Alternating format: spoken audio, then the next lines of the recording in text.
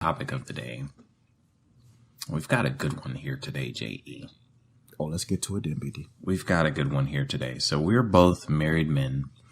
Mm-hmm. And so, we've been married for a little while. We kind of know, some of the things that come with marriage, some of the things that you need to prepare for, some of the things that you need to look out for. And so today we're going to help our single counterparts, male and female. We're going to talk about some of the things that you need to look out for and how you can know that you're ready to get married. We've got, I think, four signs that you know that you're ready for marriage. And so I'll go ahead and get started. The first one that I've got here is that you're planning a marriage and not just a wedding. Right? I think that's one that a lot of people kind of they don't have the priorities right on that one. Because a lot of times when you're talking about getting married, I think, it's okay and it's natural to get excited about the wedding. The wedding's important. But I think people put so much emphasis and so many resources and so much time and thought and effort into the actual wedding.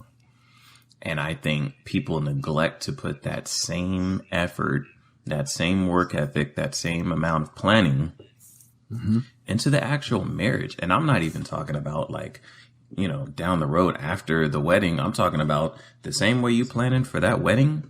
You should be planning for the marriage before. You know what I mean?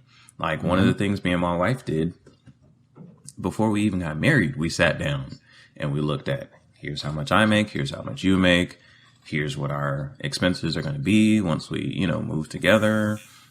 You plan that stuff because that's one of the biggest things that you run into in marriage is finances. That ends a lot of marriages. You plan, you ask questions. JE has dating prep card game.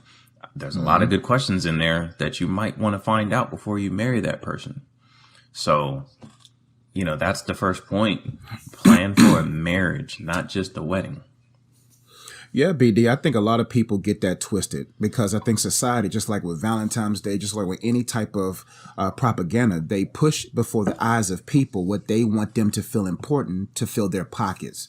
And I think when you have insecure people trying to handle or pursue a secured thing, they mismanage it. And so what happens is a lot of people want to be seen. Insecure people love to be seen. So therefore, they focus on what most people will see. See, most people won't see your marriage, so they don't plan for that. Right. So what they do is they plan for something that they can get likes on, that they can get inspire other people's wedding ideas. They care because you can tell by how much money they put into it. I have talked to a lot of people I had one couple that spent $25,000 on their wedding. That's a down payment on a mortgage. BD, do you know what if I had $25,000 at my disposal, I'm spending about $2,000 on the wedding, bro. As a man. Now, as a man, $20,000 going in the bank, $5,000 max. So what I'm saying is that most people who are single, a lot of people who are single and married are so deeply insecure that they can't even recognize the insecurity, that they care more about being seen than actually winning. Because most people don't understand that valuable things are locked away. So what they do is, especially in the social media era, they want everybody to have access to what is too valuable for them to have access to. I'm not going to show where I live. I'm not going to show where I go. I'm not going to show people my habits. I'm not going to show people my marriage as far as that because it's too valuable. The more eyes you have on it, the more deep in your insecurities can become. So BD, I think the reason why people plan for the wedding instead of for the marriage because they care too much about being seen than actually being stewards of something that's valuable, because marriage is work, bro. Like people understand, like there are some things that's going to hit you. No marriage is molded the same. Right. You see what I'm saying? Like you don't know what's going to catch you off guard. You don't know what's going to hit you 5 years from now, but it is guaranteed that you will be hit. Right. So if you don't know how to take hits and sparring, you got to spar before you get in that boxing ring, because if not, you ain't going to know how to handle the hits. And that's where you talk about, the movies, the romantic comedies and things like that. They show the love story. They show, them winning each other's hearts and fighting through those obstacles. And then they get to the marriage and it's the grand finale. And, there's celebrations and there's doves released into the air and Luther Vandross is over somewhere singing. And here come the credits. And here come the credits.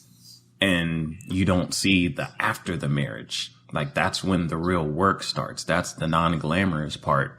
And so everyone is like, oh, the marriage. It's my, it's our special day. It's a fairy tale wedding. That's cool. But that's not the reality of marriage. Marriage is work. It is sacrifice. It is dedication, so you have to prepare for that. That is what you need to prepare for. And no, it's not like you said, it's not the glamorous thing. It's not what people are going to like on Instagram, but that's the part that you got to prepare for, man. And a lot of people don't do that.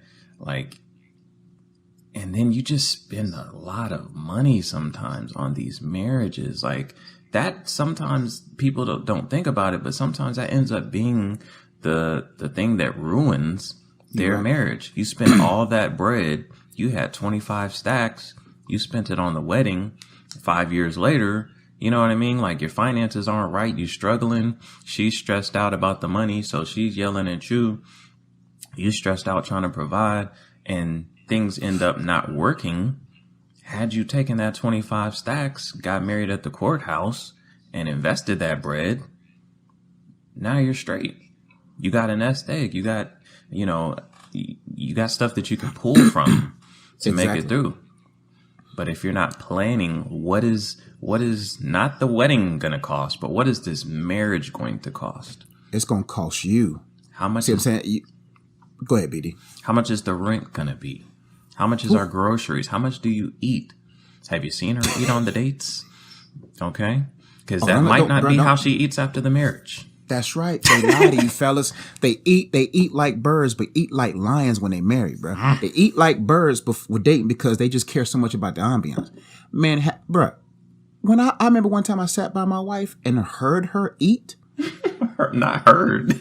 I said, what is that? You going in on that, huh? Right. I ain't never seen you go in like that. I used to eat half your omelets. Right. That's exactly what I say. Like during dates, it was glorious. We'd go get wings. We got the 20 piece. Oh, I know I'm getting 15 because I'm eating 10 of mine. And she's not going to eat but 5 of hers. So I'm eating like a king. We got married. I had to fight for my 10. Right. I had guard your food, man. Guard your grill. I got sneak into the car, locking the door. She's scratching at the windows. I'm trying to tell you. So you gotta plan for these things.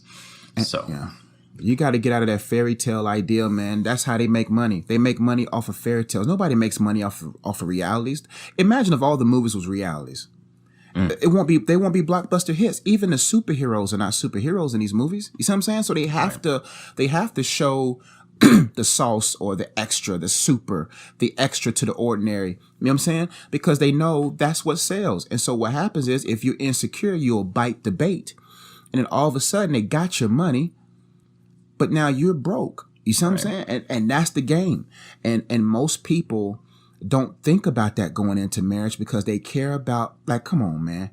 It's crazy how much money goes into a photo album. All you got from that money that you spent were pictures. That's all you got.